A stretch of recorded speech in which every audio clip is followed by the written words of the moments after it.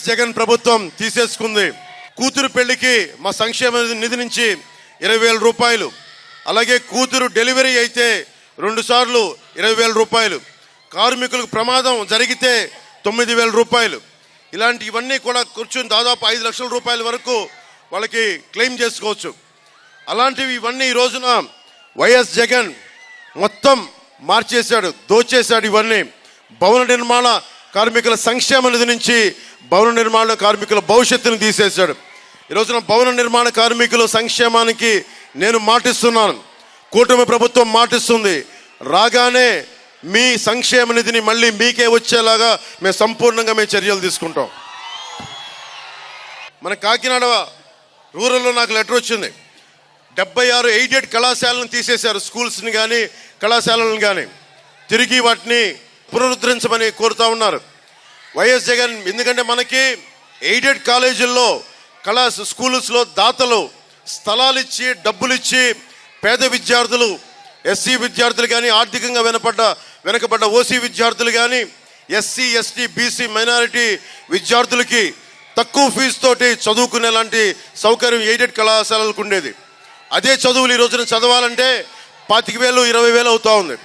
ఇది కూటమి ప్రభుత్వం రాగానే ఎయిడెడ్ కళాశాలల్ని, ఎయిడెడ్ స్కూల్స్ని తిరిగి పునరుద్ధరణ చేస్తాం.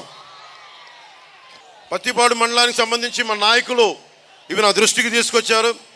ఏలేరు రిజర్వాయర్ ఆధునీకరణ, పుష్కర మరియు పోలవరం కాలువలపై ఎత్తిపోతల పథకాలను నిర్మించి సాగునీటిని ఇప్పించాలని, నియోజకవర్గంలో శిథిలావస్థలో ఉన్న ప్రతి దారులు మార్గాలని రోడ్లని పునర్నిర్మించి ప్రజా రవాణా వ్యవస్థను బాగు చేయాలని, అలాగే నియోజకవర్గంలో అనేక గిరిజన గ్రామాలు ఉన్నాయి.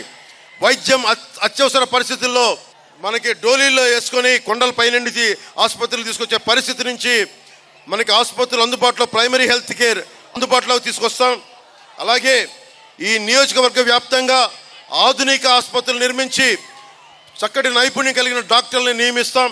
ఎన్నో సంవత్సరాలుగా సబ్ప్లాన్ ఏరియా గిరిజనులుగా కలగా మిగిలిపోయిన పెద్దమల్లాపురం గ్రామాన్ని మండల హెడ్ క్వార్టర్స్గా చేసి గిరిజన మండలంగా మార్పు చేయవలసిందిగా కోరుతా ఉన్నారు.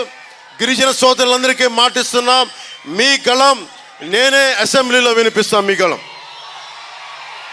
వంతాడ అక్రమ మైనింగ్ని నేనే దగ్గరుండి దీన్ని కూర్చొని రెగ్యులేట్ చేస్తాం. అడ్డగోలుగా దోచేస్తా ఉన్నారు. చంద్రశేఖర్ రెడ్డి గారు, వాళ్ళ తమ్ముడు, వాళ్ళ కుటుంబం, వైఎస్ జగన్ రెడ్డి, అలాగే మిథున్ రెడ్డి గారు, పెద్దిరెడ్డి గారు, వాళ్ళ చిత్తూరు జిల్లాకి వెళ్తే ఎవరిని రానివారు లోపలికి.